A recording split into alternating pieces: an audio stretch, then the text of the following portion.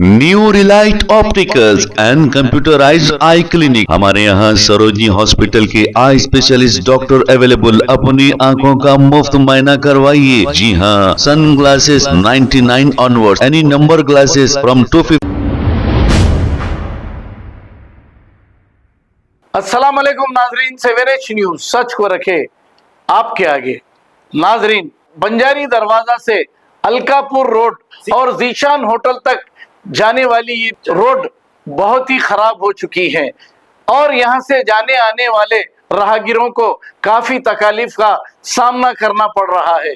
इसकी शिकायत मुकामी एमएलए को की गई, लेकिन मुकामी एमएलए की कान पर जूं भी नहीं रेंग रही है।